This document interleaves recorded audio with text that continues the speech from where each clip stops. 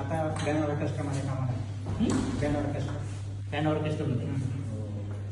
मग आता दिसायला दिसत नाहीये, मग रेग्युलर कसं चालतं?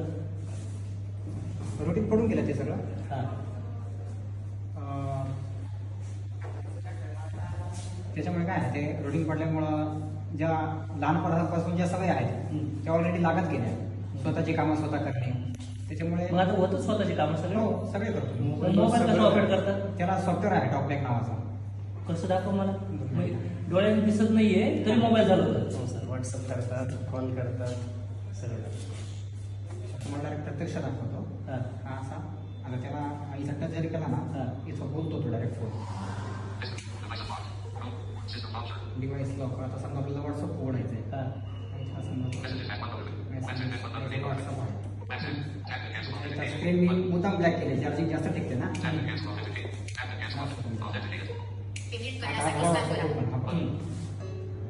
बापरे. हा समजा आपल्याला एखाद्या ग्रुप ओपन करायचा आहे. हां. उदाहरणार्थ दादा तोरमल सरांचा ग्रुप आहे, लाईफ चेंजर ग्रुप. हां. हा लाईफ चेंजर ग्रुप आहे. म्हणजे तुम्ही बोलले का ते ओपन करते का? नाही, तिथं फक्त टच करायचा. हां. ते टच केल्यानंतर जे सॉफ्टवेअर आहे ते आपल्याला बरोबर रेडी करून सांगतो. आता सध्या बंद केले गेले. हो, proud of you, proud of you. आजचं काय आवडलं तुम्हाला? आज मी खास म्हणजे तुमचे विचार मी युट्यूबला वगैरे ऐकले ते आधी, इंस्टाग्रामला वगैरे बघायचे तुमचे व्हिडिओ. पण आज मला भगवंताने एवढी मोठी संधी दिली का काय आपले मागचे योगायोग असतील ते किंवा काय आपले कर्माचे फळ असतील, काय पुण्य असतील, काय माहित नाही आपल्याला. पण असा योगायोग जुळून आला आज प्रत्यक्ष मला तुम्हाला समजा ऐकायला भेटला समोरासमोर. तर एखाद्याने म्हणजे किती एक निरीक्षणातून असं आहे का किती गुंड प्रवृत्तीचा माणूस जरी असा ना, एक जागावर जर तो शांतपणे बसला तुमचे विचार ऐकत, त्याच्या विचारात 100% बदल होणार म्हणजे होणार. आता तुम्ही मला कधी पाहिलं नाही, फक्त विचार ऐकले. आणि त्या बेसवर तुम्ही म्हणताय की विचाराने माणूस सगळा बदलू शकतो. हो, प्राऊड ऑफ यू. हे खरी इन्स्पिरेशन आहेत आपल्या सगळ्यांसाठी. हा, okay. Yes yes yes yes good. आणि मला असं वाटतं लाईफ या स्ट्रगलिंगमध्ये तुम्ही एक चांगली जिंदगी जगून दाखवणार. म्हणजे दिसणारे लोक आहेत ना, मला वाटतं ते खरे आपले लोक आहेत. हा, म्हणजे हे इन्स्पिरेशन आहे आपल्यासाठी.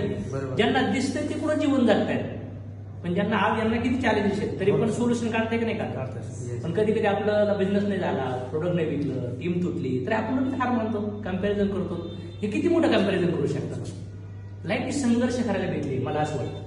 आणि इन्स्पिरेशन रोल मॉडेल होणार आहे एका दिवस. हा, करून दाखवू ना. जे पण करताय, बिझनेस करा नाही करा, कुठं पण करा, पण तुमच्या आयुष्यामध्ये मला वाटतंय की तुम्ही चांगलं जीवन जगून दाखवा. आणि हो, गाणं म्हणता येतं तिकडं.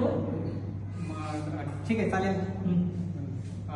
म्हणजे ना माझ्याकडूनच मी एक कविता तयार केली ती. म्हणजे आमच्या सुरगाणा तालुक्यातून एक दिवशी मी पायी चाललो होतो घरी. सुरगाण्यापासून माझा गाव आहे 25 किलोमीटर. रात्रीचा टाइम होता, मला गाडी भेटत नव्हती. तर गाडी भेटत नव्हती, मी असा चाललो होतो रस्त्याने पायी. तर एक मुलगा होता. आता थोडी मला मिमिक्रीची सोय आहे बरं का. काहीच अडचण नाही. बघा, आज अंधे पण कोण मनापासून जीवन जगू राहिले. तर ना तो म्हणजे असा थोडा कोंबडी वगैरे कापायचा. त्याच्या दुकानापासून मी चाललो होतो. तर मला म्हणू, अरे म्हणून भाऊ तू आज थांबून घे ना, नको दौऱ्यात पकी पडली. म्हटलं या पाय आजपर्यंत मी कुठं मुक्काम थांबलेलो नाही भाऊ, मी घरी जाणार आहे. म्हणतो अरे आज आहे ना अमावस्या आहे. म्हटलं अमावस्या राहू दे, नाही तर पौर्णिमा राहू दे, रात्र राहू दे, नाही ते दिवस राहू दे, मला जर पुढं काही दिसतच नाही तर मला काय घेणार.